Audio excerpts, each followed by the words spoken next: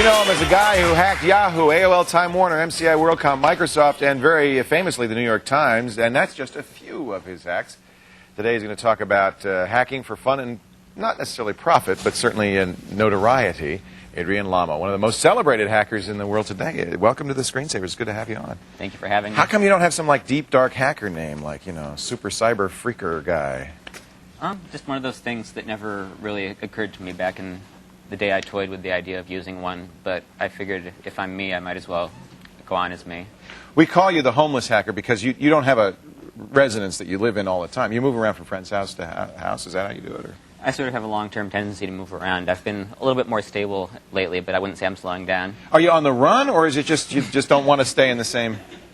I wouldn't say I'm on the run from anything more than maybe a few library fines, but it really just started out with me traveling, visiting friends, and I somehow never got around to stopping. Where do you consider your home?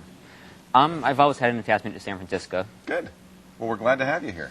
I'm glad to have San Francisco. Now, when I say hacker, do you define yourself as a hacker? Do you consider yourself a hacker? It's not a term that I try to sell myself as. Yeah. People use hacker to mean a lot of different things, and I really just do what I do. It's not limited to computers, so I really don't know if it's hacking, but it's not a term that I object to either. From what I've read of your exploits, and I don't have any direct information, but from what I've read, it sounds like you are particularly adept at getting into systems. Like you just have that kind of this way of getting into systems. Is that would that be accurate?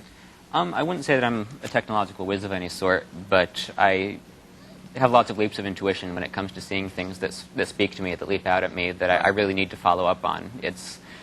It's really, I think, attention deficit serves me well in that I jump from one thing to another, and it frequently ends up being the right thing. Were you always like this? I mean, as a kid, did you do this kind of thing?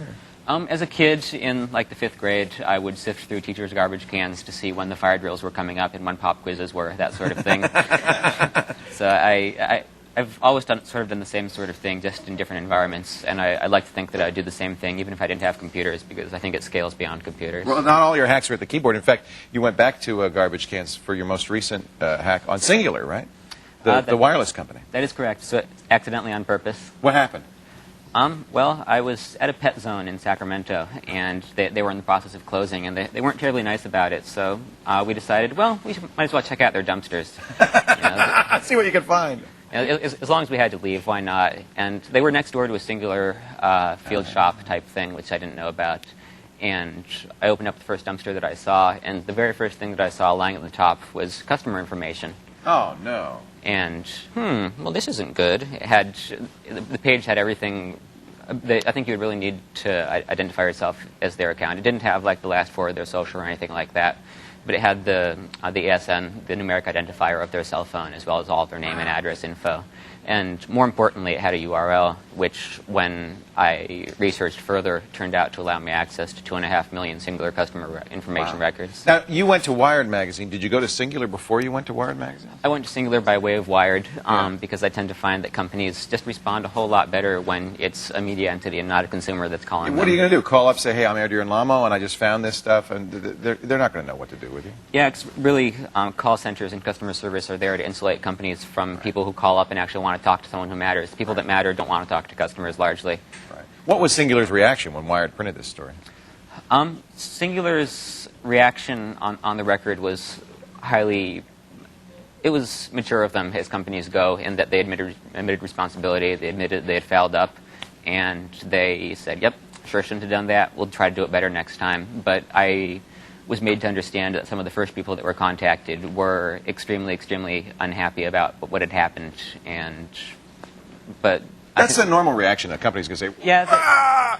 And then if they're smart, as you say, they'll compose do the right themselves. thing. But yeah. And that's really what matters, what they ended up doing, rather than what they felt first thing. Do you consider yourself on a mission to get these companies to realize that they have poor security practices? Is that part of what you're doing? I don't consider it my responsibility to reform security in the world as we know it. I think, if anything, I'm on a mission to be in the right place at the right time. You're just doing it because you like it. I do it because it's what I do and what comes naturally to me. Yeah. In any environment that I'm in, I notice things and I follow up on them. Same as pulling on unmarked doors, or seeing what the weird gadget is that's been installed on a box on the corner by the telephone company or whatever. It's curiosity? It's curiosity, and it's really just desire to be in the right place at the right time, thinking that I'm there for a reason and that things are there for a reason and that I should follow up on them while I'm there. Some of the things you do may kind of be illegal, yeah? Many of them are probably illegal, most likely not all of them, and some of them are, in fact, on an edge of legality that hasn't been fully explored. Right, the gray area. I mean, we're hacking an Xbox. That's probably right in the gray area as well. I do recognize that many of them are crimes, and I recognize that there is the possibility of consequences. I've never tried to say that what I do is better because of the way that I do it, or that it's less illegal. It's just how I do it. And Don't you worry about that, though? Somebody's going to come along and put you in handcuffs? It's something that I think about. It's something that I thought about a lot when I found out that I was being investigated by the Department of Justice. That was a year ago, yeah. Almost exactly a year ago, Yeah. yes. But really, I don't think that it's one of those things where consequences can be a deterrent because it's my nature. It's what comes naturally to me, and I think it's what comes naturally to a lot of people. Yeah. And I just figured that while I'm doing it, I should do it in a way that sets a precedent so that those that come after me as well.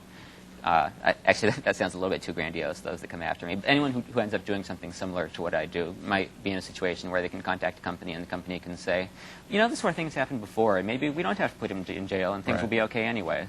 Do you have a personal ethic, do no harm? I mean, is there something that you won't go, a line you won't cross?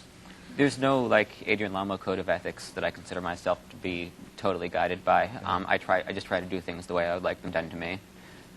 That's, I think, really all anyone can do. That's a pretty good code of ethics. I think I've heard that before, once or twice.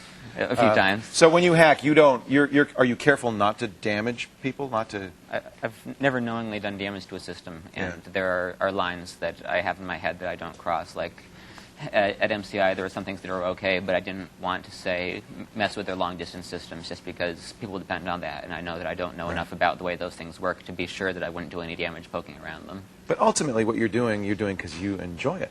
This is something you like to do. I do it because it's what I feel I should do, yes. You should do why? Because it comes naturally to me. It's what you're made to do? That phrase has been used before. It's an impulse, and it's something that I really don't think that I could stop doing if I tried. Even in a prison cell, I would find ways to find discrepancies and anomalies in the system, whatever it is that the system may be there. Well, we wish you luck. I hope you don't end up in a prison cell. Well, if I do, I'm sure I'll make an experience out of it. We'll have you back. Thank you so much for joining me. We appreciate it. Thank you. Adrian Lamo. Where will you be sleeping tonight, do you know? That's still open to question. I have a couch if you want to borrow it. You're welcome to come by. To read more about Adrian's adventures in network exploitation, visit our website at thescreensavers.com. Now, let's kick it to Jess for a Super Windows tip.